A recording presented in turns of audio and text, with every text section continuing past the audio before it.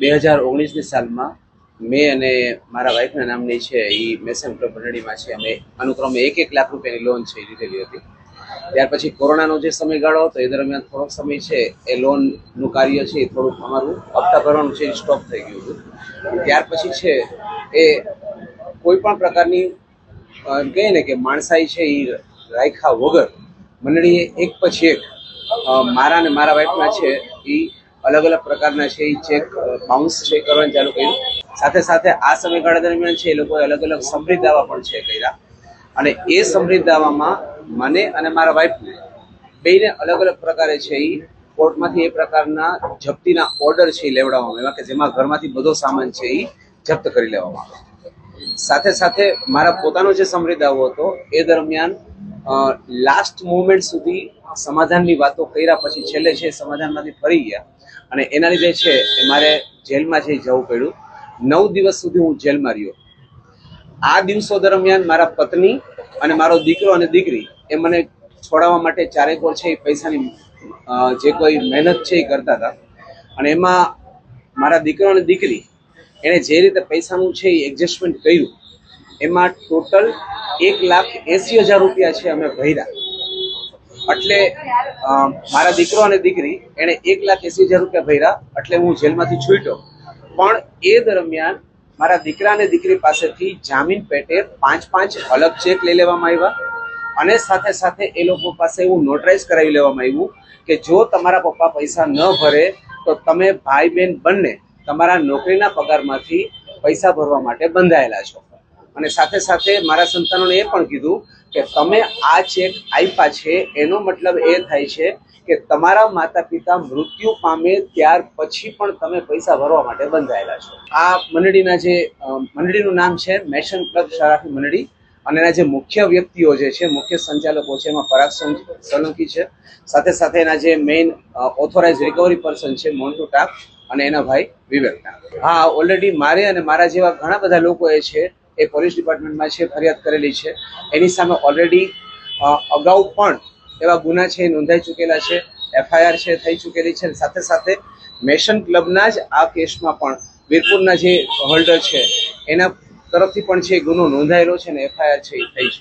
અત્યારે જાણે અજાણે એમ કહીએ તો અગણિત સંખ્યા હશે પણ અત્યારે જે મારા કોન્ટેક્ટમાં એક યા બીજી રીતે જે છે એવા લગભગ 40 થી 50 વ્યક્તિઓ હશે અને મારા જેવા જેટલા શેર હોલ્ડરો છે જે મેસન ક્લબના પીડિત છે એ લોકોને બધાને કોઈને કોઈ રીતે છે એ એક પણ વ્યક્તિ એવા નથી કે જેને 1 લાખની સામે 1 લાખ રૂપિયાનો ચેક બાઉન્સ થયો હોય. મારા અને મારા વાઈફના છે એ 1 લાખ રૂપિયાની છે લોન છે એની સામે અનુક્રમે અલગ અલગ પ્રકારે ટોટલ એક વ્યક્તિ દીઠ 13-14 લાખ રૂપિયાના ચેક બાઉન્સ કરવામાં આવ્યા છે અને એની સામે અત્યારે ઓલરેડી હું 3-3.5 લાખ રૂપિયાની રકમ ભરી ચૂક્યો છું અને છતાં હજુ પણ મને એવું નથી લાગતું કે હું આ ભાવમાં છે એ મેસન ક્લબનું દેણું ચૂકવી અને હું છૂટી શકીશ.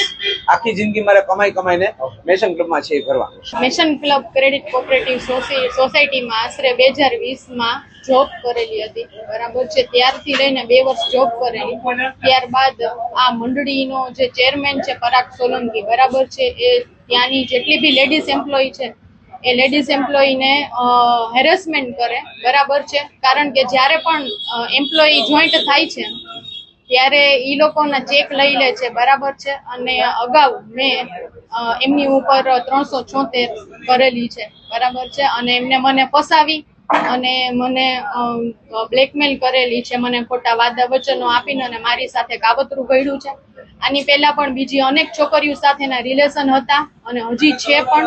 એની વાઈફ પણ છે ને 2 છોકરા પણ છે અને હાલ મને હેરાન પરેશાન કરવા માટે અલગ અલગ જગ્યાએ મારા ચેક નાખે છે. એક પણ પ્રકારની લોન લીધેલી નથી કે કાંઈ છે નહીં, છતાં પણ હેરાન પરેશાન કરે છે એ વ્યક્તિ. અને હાલ પણ રજિસ્ટ્રારમાં, લવાદ કોર્ટમાં બધા એને ઓળખીતા છે એટલે કોઈ એનું કાંઈ બગાડી શકતું નથી. ઇવન રેપ કેસ 376માં પણ એને એક પણ દિવસ જેલમાં રહ્યો નથી. એટલે એ પોતાને સમજે છે કે હું બધે પહોંચી વળીશ, કારણ કે અમારી પાસે પૈસા નથી, અમે કઈ જગ્યાએ પોલીસ વાળા અમને હેલ્પ કરે છે એ બધી વાત સાચી, બરાબર. પણ હાલ અત્યારે છૂટો એવી રીતે રખડે છે, જ્યારના એને જામીન મળ્યા છે ત્યારના ઈ મારી ઉપર અલગ અલગ પ્રકારે કેસો કરે છે, જેમ કે દ્વારકા, અંજાર, મોરબી ઇવન મારી તો ઠીક, મારા પપ્પાને પણ હેરાન કરે છે કે ભાઈ તમારી છોકરીને હું ક્યાંય પણ હરી થઈ કે જીવવા નહીં દઉં. અને આવી રીતે મારી જેમ બીજી અનેક છોકરીઓ ઉપર કેસ કરેલા છે. એક પણ પ્રકારની લોન નથી લીધી, છતાંય આ તમામ કેસમાં પરાગ સોલંકી તો છે જ, સાથે સાથે એમની વાઇફ ઉર્મી પરાગભાઈ સોલંકી, એનો છોકરો વૈભવ પરાગભાઈ સોલંકી તથા લોનમાં કામ કરતા એમ્પ્લોયી જેવા કે રિકવરી એજન્ટ છે, બરાબર છે, વિવેક વિનોદભાઈ ટાંક, મોન્ટુ વિનોદભાઈ ટાંક, વરુ મશરૂ, એ બધા જ આને સપોર્ટ કરે છે. અને હાલ અત્યારે એક સ્ત્રી થઈને હું એમ કઉ છું કે જેટલા બી લોનીઓ છે એને ઇન્સાફ દેવડાવો અને મને પણ ઇન્સાફ દેવડાવો એવી મારી કલેક્ટર સાહેબને રજૂઆત છે. તથા પોલીસ ને એ જ એટલું જ હું કહેવા માંગીશ છેલ્લે કે આ વ્યક્તિ જેલમાંથી છૂટવો ન જોઈએ, કારણ કે એ જો જેલમાંથી છૂટી જશે અથવા તો એ પકડાશે નહીં તો એ હજી પણ અમારી ઉપર અલગ અલગ જગ્યાએ આવા કેસ કરશે.